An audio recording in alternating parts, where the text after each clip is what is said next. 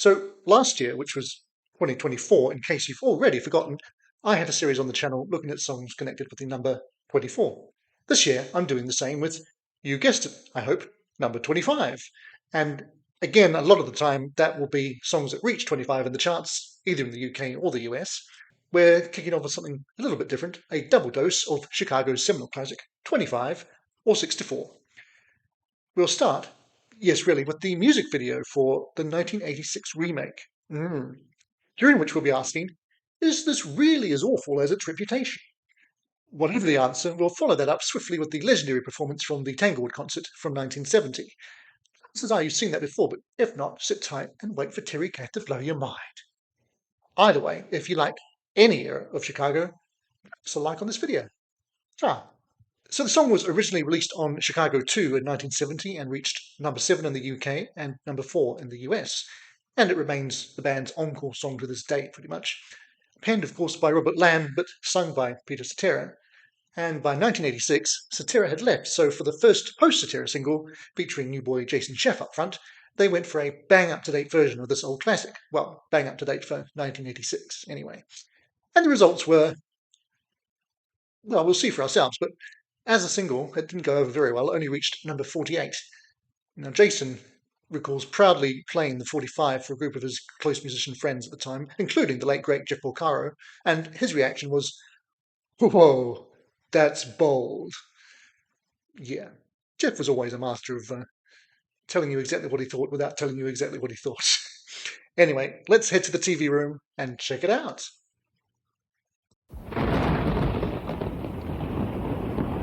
Chicago.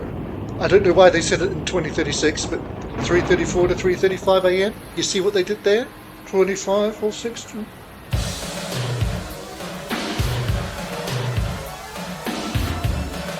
And now the terror truly begins.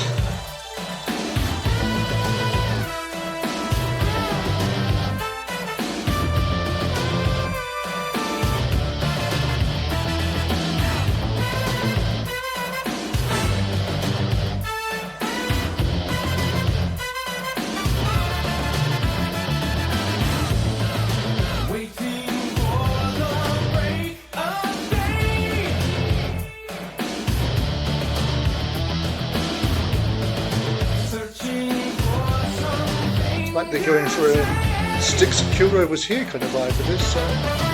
Ill-advised.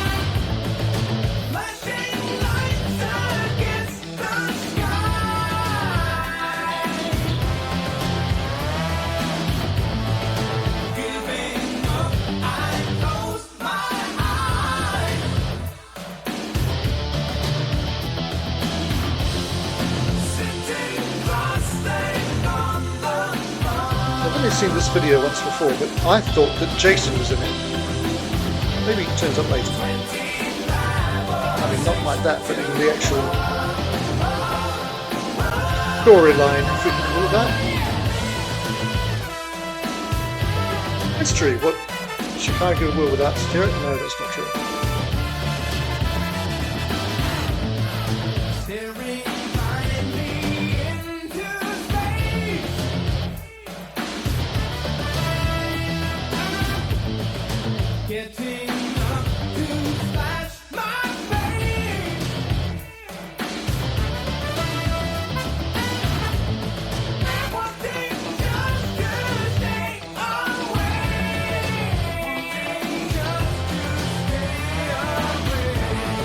Champlin on that one there.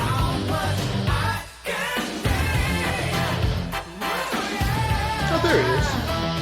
But not as much as I thought. Robert rocking the guitar. My God, this is so 80s.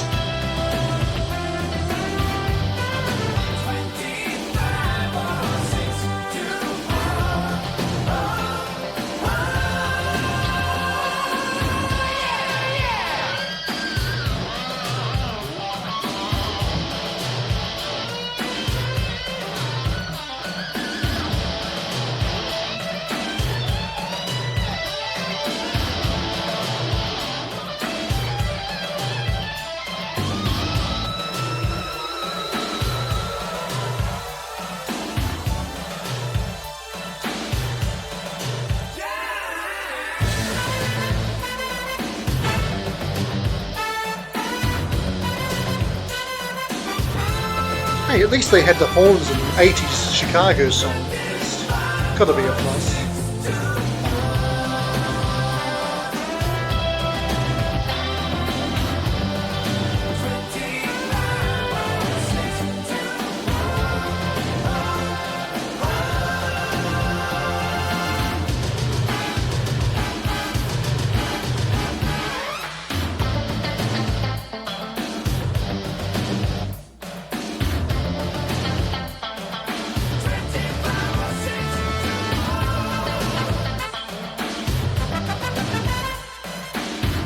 More 80s? No, it couldn't be more 80s.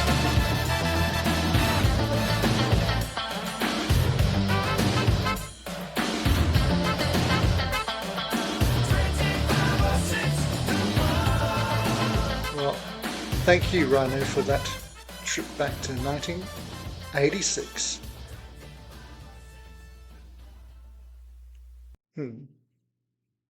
So that was the ill-advised 1986 remake of 25 or 64, but is it really that bad? It's not great, is it? But it's not utterly awful. I think it kind of suffers the same thing that Street Player did, where it was seen as such a disaster at the time that it's difficult to go back and reevaluate. To me, Street Player actually stands up damn well all this time later, even if it was, again, exactly the wrong time for that sort of thing. This one, yeah, not so much, but at least it did show a willingness to try something a bit different, try and get a heavier Chicago sound out to the mainstream, and it just didn't work, and they reverted to ballads for the rest of their career. But it could have pointed to another direction and could have been a different way for Chicago after Satira left. Wasn't to be. So interestingly enough, on that version, Jimmy Pankow actually has a co-writing credit, because how it all came about is he brought in a song as a demo, and producer David Foster, who you will either see as the savior of Chicago in the 80s or the destroyer of them, depending on your point of view, he said it sounded like a souped-up 25 or 64, and one thing led to another. Anyway, let's now hear it how it should really be done, and go and watch the original lineup in action at Tanglewood in 1970. So it starts.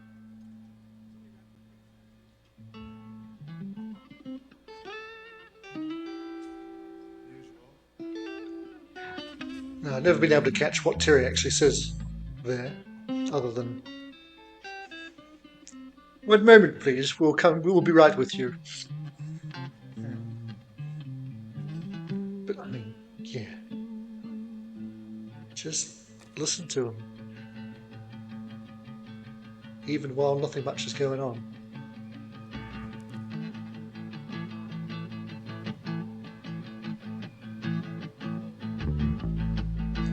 And that fat bass sound from Peter Cetera. Wow.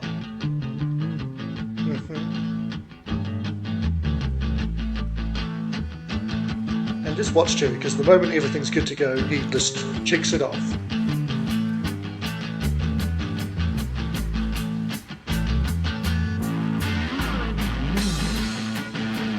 And here we are.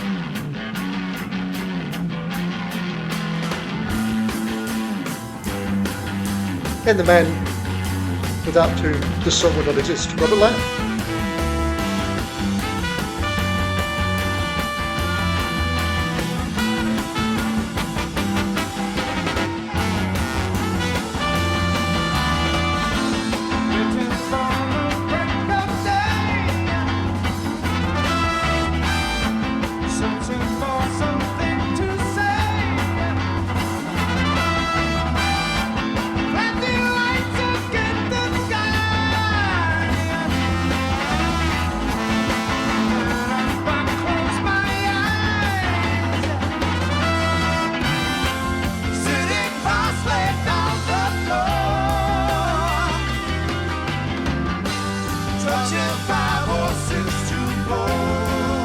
That live blend of their voices, though, Satira Lamb and Terry. So good.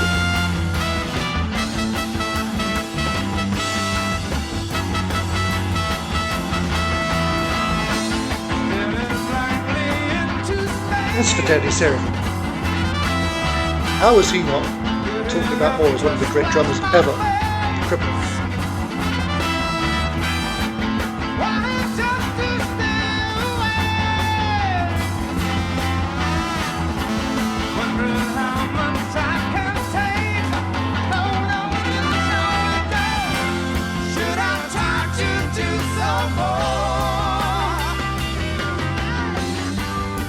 25 or 6 to 4.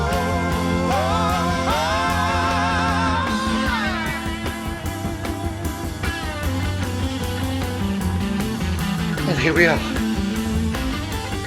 Terry Kath on guitar.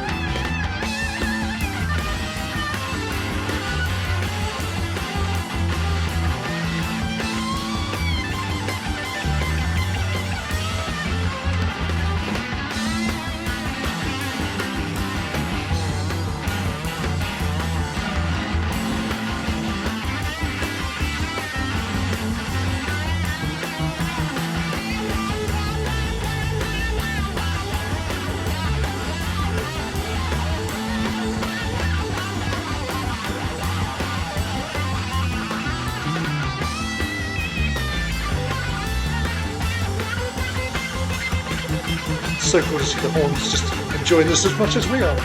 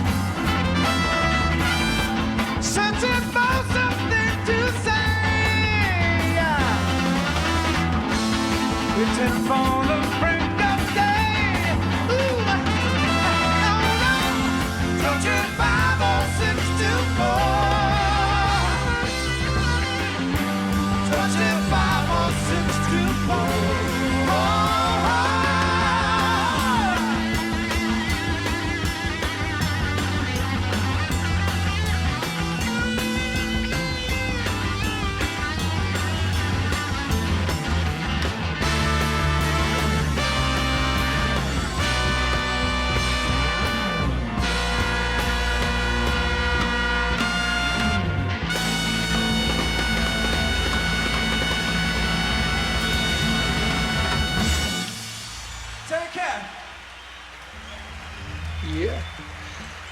All right. Have you ever seen the first time reaction to that performance? You'll know that they just about always say, "Oh, isn't it funny? He's just take care at the end." Of course, Robert's not saying take care. He's saying Terry Kath. Yeah, and why wouldn't he? Um, but as completely and totally awesome as Terry is, just keep in the air if you didn't already. Go back and listen again to what Peter and Danny and Robert are doing behind him, fully supporting. It's a true ensemble, this band at this point in time. Just amazing from top to bottom. And I mean, the Terry Kath era is close to untouchable, especially those first 3 double albums and all the live stuff they did around that time, including the Carnegie Hall set, which I've always liked, even if other people think it's Richard. Anyhow, Yeah. Uh, I wish I had the technical ability to tell you what Terry was doing, but I don't. He was just being Terry and being awesome. That's all. That's the in-depth analysis of that performance from me. As I say, if you hadn't seen it before, now you have. You're very welcome. So that's the start of 2025 for us. I do have definitely some more Chicago coming up in the year, and we're not too far off from the 50th anniversary of Chicago 8, which was actually the first non-compilation Chicago album I ever heard, and I think is pretty underrated. So I'll be covering that in detail when the time comes. And there's going to be tons of other great stuff as well. So if you like Chicago or any good music, make sure you subscribe to the channel because there's loads coming up. Got live streams coming on the channel more regularly these days, as well as all the pre-recorded video stuff. Climb on board the Acting is Reacting community and join with me on this appreciation channel. It's kind of a reaction channel, but I'd like to think of it as a music appreciation channel above and beyond anything else. So, yeah, I do have a wee Chicago playlist already of stuff that I've done before. So had one side of my head to check that out, or on the other side, there's something that YouTube thinks you'd like. Either way, see you soon, and bye for now, but not for long. Acting is reacting. This does not mean acting again.